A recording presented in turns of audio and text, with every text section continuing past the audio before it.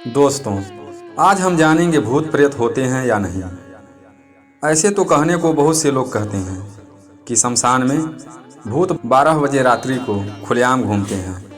आइए इसे बुद्ध कहानी के माध्यम से जानेंगे, जिसमें भगवान बुद्ध ने एक व्यक्ति को शिष्य बनाने के लिए उसे शमशान में घूम कर आने के लिए कहा। नमस्कार दोस्तों, जीएस इंस्पायर्ड में आपका स्वागत है। मैं हूं दिनेश गौतम। कहानी शुरू करने से पहले हमारे चैनल को सब्सक्राइब करें और बेल आइकन दबाना ना भूलें। आइए कहानी शुरू करते हैं। एक बार एक व्यक्ति भगवान बुद्ध के पास जाता है और कहता है, मैं भी आपका शिष्य बनना चाहता हूँ, मैं आपकी शरण में आना चाहता हूँ। भगवान बुद्ध ने कहा, ठीक है, लेकिन तुम्हें शिष्य बनने से पहले, हमारे शरण में आने से पहले एक परीक्षा देनी होगी। व्यक्ति कहता है, बताइए हमें क्या परीक्षा देनी होगी। इस पर भगवान बुद्ध कहते हैं कि तुम्हें एक दिन और एक रात शमशान में जाकर रहना है। वहाँ पर जो भी तुम देखोगे, जो कुछ भी महसूस करोगे, वह आकर हमें बताना होगा। वह व्यक्ति घबरा कर बोला, हे गुरुवर, शमशान में क्यों? वहाँ पर तो बहुत खतरा है। भगवान बुद्ध ने कहा, कैसा खतरा? व्यक्ति बोला, वहाँ पर भूत प्रेत होते हैं, वह हमें जान से मार देंगे। भगवान बुद्ध ने कहा, क्या तुमने भूत प्रेत को देखा है? व्यक्ति बोला, नहीं महाराज, लोगों को कहते सुना है कि भूत प्रेत बहुत खतरनाक होते हैं। कुछ लोगों के ऊपर तो हमने भूत को आते हुए देखा है। लोगों के ऊपर भूत आने से लोग अजीब अजीब सी आवाज़ निकालते हैं और ज़ोर ज़ोर से चिल्लाते हैं। भगवान बुद्ध ने कहा, तब तो तुम्हें शमशान में ज़रूर जाना चाहिए, यह जानने के लिए कि सच में भूत होते हैं या नहीं। अगर तुम्हें रात के समय ऐसा लगे कि वहाँ पर भूत है, तो तुम उसे ज़रूर देखना कि वह कैसा है।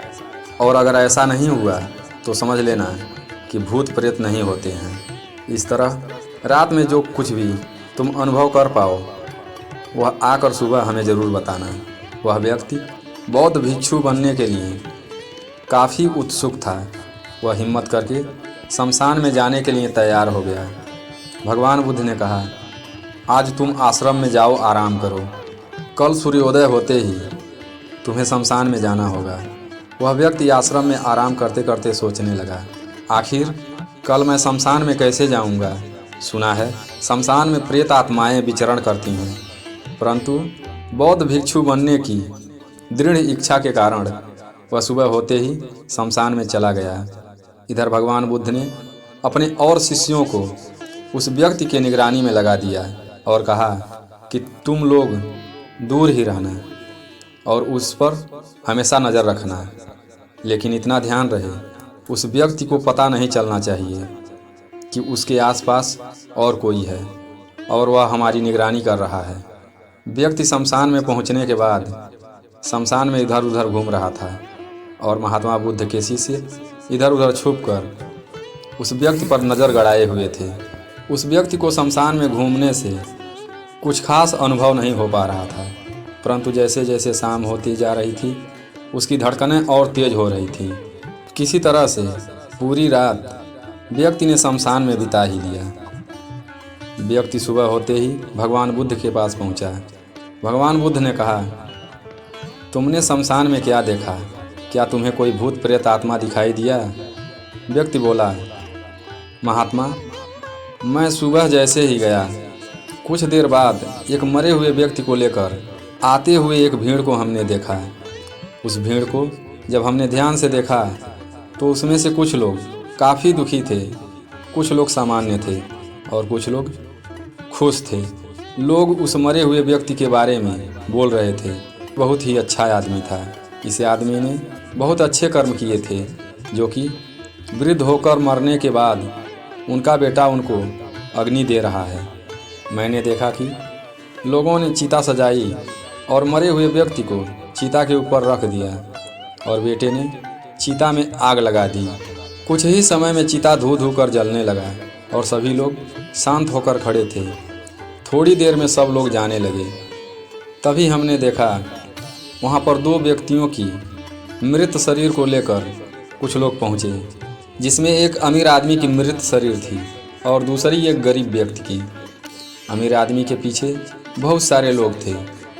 उसके अर्थी के ऊपर लोग फूलों की वर्षा कर रहे थे, तो दूसरी तरफ जो गरीब व्यक्ति था उसके पीछे कुछ थोड़े बहुत आदमी थे। अमीर आदमी की चिता चंदन की लकड़ी से जलाई गई और गरीब व्यक्ति की साधारण लकड़ी से। जब दोनों व्यक्ति की चिता जल गई, सभी लोग अपने अपने घर चले गए और मैं वहीं पर खड़ा होकर चिता के राख को देख रहा था।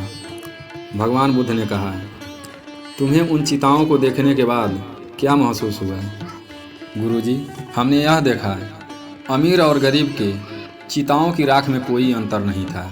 हाँ, एक बात और कि अर्थी के साथ आए कुछ बुद्धिमान लोग यह बात कर रहे थे कि आखिर में एक दिन सबको यहीं पर आना है, इसलिए इंसानियत और परोपकार के साथ जीना चाहिए।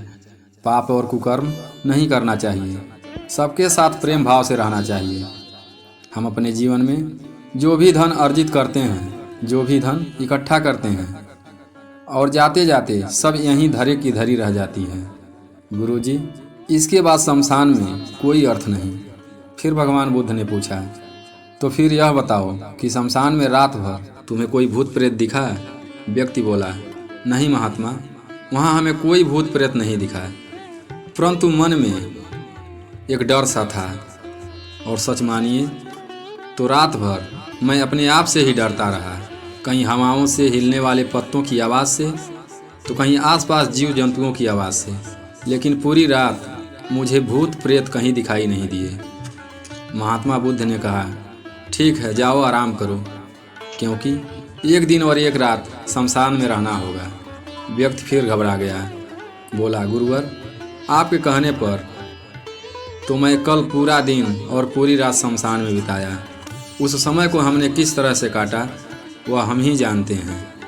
भगवान बुद्ध ने कहा, जिस चीज़ के लिए हमने तुम्हें शमशान में भेजा था, जो चीज़ तुम्हें मिलनी थी, वह चीज़ अभी तुम्हें नहीं मिली है, और जब तक वह चीज़ तुम्हें नहीं मिल जाती, मैं तुम्हें अपना शिष्य नहीं बना सकता। अगर तुम इस बार शमशान में जाते हो तो वह चीज़ तुम्हें अवश्य मिल जाएगी। व्यक्ति बोला, ठीक है गुरुवर, जैसी आपकी आज्ञा।